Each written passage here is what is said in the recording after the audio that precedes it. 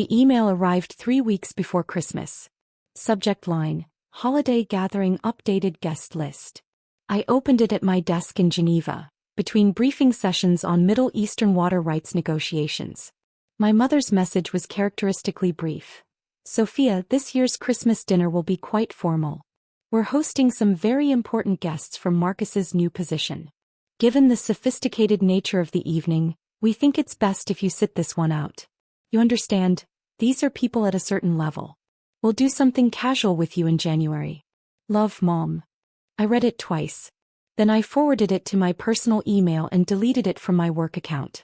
I had 3 ambassador meetings that afternoon and a Security Council briefing to prepare. I didn't have time to process my family uninviting me from Christmas because my brother's consulting job apparently came with sophisticated dinner companions. My phone buzzed. A text from my sister Lauren: "Don't be dramatic about Christmas. Marcus worked really hard for this position. Mom and Dad want to make a good impression on his colleagues. You can come to New Year's brunch instead." I was 29 years old. I'd worked at the United Nations for 6 years, the last 3 as a liaison officer coordinating between diplomatic missions and humanitarian organizations. I'd negotiated water access agreements in conflict zones, facilitated refugee resettlement conversations between hostile nations, and spent last Christmas in a field office in Jordan because someone needed to maintain communication channels during the holiday. My family thought I did something with translations for a nonprofit. Marcus, my 32-year-old brother, had just been promoted to senior consultant at a firm that advised companies on international expansion strategy. My parents treated it like he'd been appointed Secretary of State.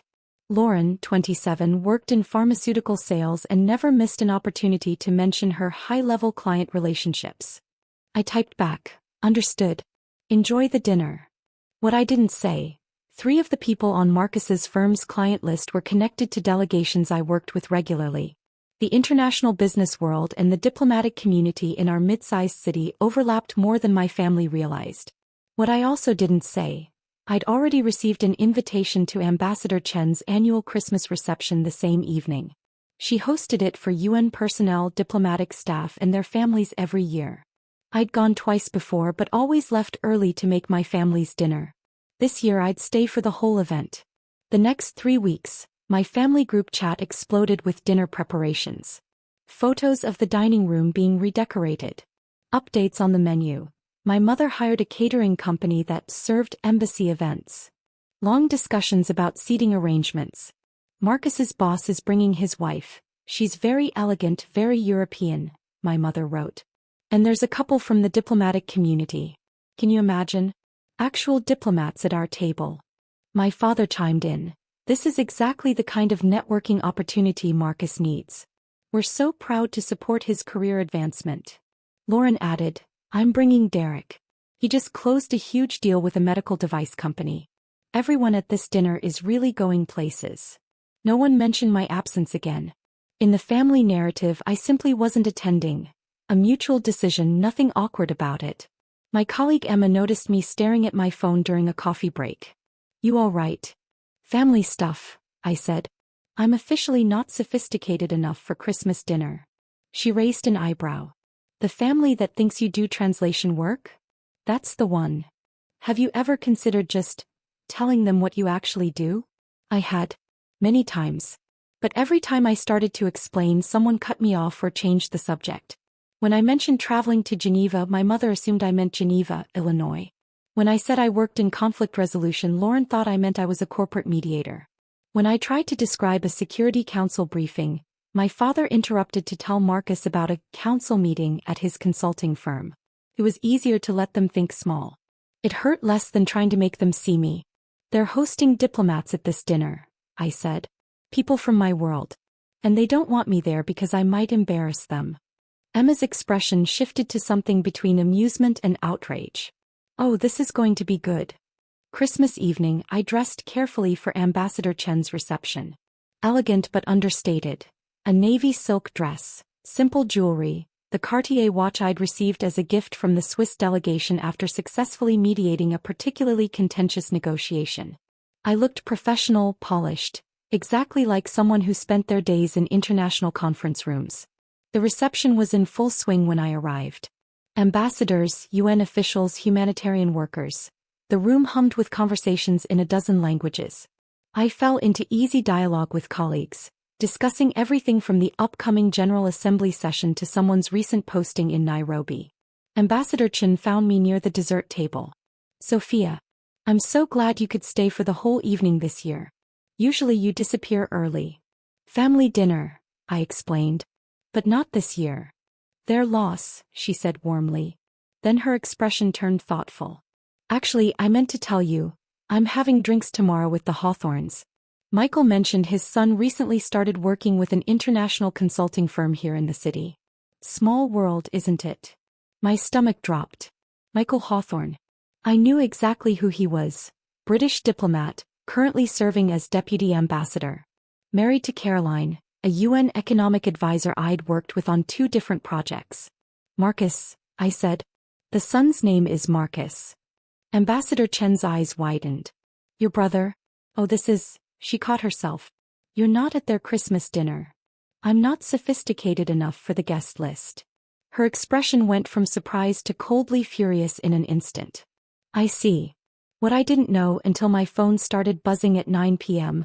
was exactly how the evening unfolded at my parents' house. The first text came from a number I didn't recognize. This is Caroline Hawthorne. I believe we need to speak about your family situation. Please call me when convenient. Then a voicemail from my mother, her voice shrill. Sophia Marie, what did you do? Call me immediately. Then Lauren, you've ruined everything. Everything. How could you? I excused myself from the reception and stepped into the hallway. I called Caroline Hawthorne. Miss Chin, she answered, warmth in her voice. Thank you for returning my call so quickly. Please call me Sophia. What happened? Your mother, Caroline said carefully, told us you were traveling for work and sent her regrets. When I mentioned I was looking forward to finally meeting my colleague Sophia Chin in person at this dinner, she seemed confused. When I clarified, the UN liaison officer I've been coordinating with on the Yemen Humanitarian Access Project, your mother laughed. I closed my eyes. She laughed. She said there must be some mistake. That you worked for a small non-profit doing translation work. That you certainly weren't important enough to be working on Security Council matters. Caroline's voice hardened. Sophia, she was genuinely amused by the idea that we might be talking about the same person. What did you do? I showed her the UN directory on my phone. Your official photo, your title, your department. I watched her face go white. Caroline paused. Then I asked why exactly you weren't at this dinner. Your brother became very interested in his wine glass. Your father tried to change the subject. Your mother said something about it being complicated. It's not complicated, I said quietly. They didn't think I was impressive enough for the guest list. The silence on the other end lasted several seconds. When Caroline spoke again, her diplomatic composure had cracked. They excluded you from Christmas dinner because they were embarrassed by you? While hosting diplomats who work with you regularly. Sophia, Michael and I have heard nothing but praise for your work. Ambassador Hassan mentioned just last week that you're being considered for a promotion. You mediated the water rights agreement that everyone said was impossible. They don't know any of that. They didn't want to know, Caroline corrected. I asked your mother directly. When was the last time she asked about your actual job? She couldn't answer. She just kept saying you never talked about it. I thought about all the interrupted conversations, the changed subjects, the times my achievements were treated as less important than Marcus's client dinners or Lauren's sales numbers. What happened after that? I asked. Michael was unimpressed. He asked your brother if his consulting firm was aware that their senior consultant came from a family that excluded a UN liaison officer from family events while hosting diplomats. Marcus turned an interesting shade of red. Caroline's voice carried a sharp edge. Then Michael suggested we leave. He doesn't feel comfortable building professional relationships with people who treat family members as social liabilities. It speaks to character and judgment. He left. We both did. So did Ambassador Hassan and his wife. Apparently your mother tried to explain that they'd made a mistake about your career, and Mrs. Hassan said the only mistake was visible in their priorities. Your mother tried to serve dinner, but most guests had lost their appetite. The firm's managing partner, Marcus's boss, left shortly after looking deeply uncomfortable. I stayed at the reception until midnight, surrounded by people who actually valued my work. My phone continued buzzing with increasingly frantic messages from my family. My father: "You've embarrassed us in front of Marcus's colleagues. We need to discuss your behavior." My mother messaged first: "Those people had no right to judge us. You should have told us you knew them professionally." Then Marcus: "My boss is reassessing my position. Thanks for that." Then Lauren: "You've always been jealous of Marcus. This is a new low." I didn't answer any of them. Instead, I took a photo with Ambassador Chin, Ambassador Hassan, and Caroline Hawthorne. Everyone smiling.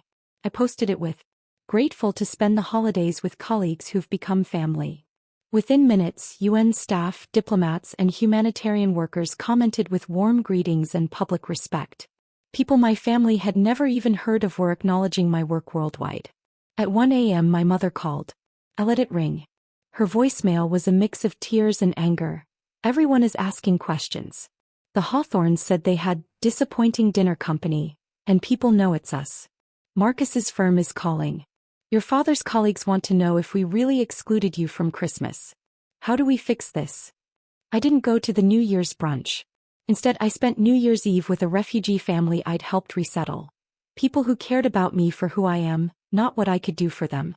Caroline Hawthorne and I started having coffee regularly. She understood messy families. "You don't owe them access to your success," she told me. Marcus was quietly demoted back to junior consultant. His firm said if he couldn't recognize his own sister's professional standing, they couldn't trust his judgment with clients. My father's country club gossiped about the family who snubbed their own daughter while trying to impress wealthy guests. Lauren stopped posting family photos after her work contacts commented, "Where's your sister? We heard what happened." In February, my mother sent a long email. She used words like misunderstanding and overreaction, but never sorry. She suggested we move on, and sent a picture of a new dining room table, ready for proper family dinners. I archived the email. No reply. What they never understood: I didn't expose them. I simply stopped hiding myself. They excluded me from Christmas because they were ashamed of who they thought I was. The diplomats left because they saw who my family actually was. In March, I was promoted to Senior Liaison Officer. Ambassador Chin threw a celebration. Caroline and Michael Hawthorne came. Ambassador Hassan came. 3 other ambassadors came. 24 UN colleagues came. We toasted to real competence, not pretend status. My family learned about the promotion from one of my father's co-workers who saw it in a diplomatic newsletter. My mother called again, offering a nice family dinner. I declined. I had a Security Council briefing to prepare, and dinner plans with people who had never doubted I belonged at their table. Some families are born. Others are chosen. I'd finally learned the difference.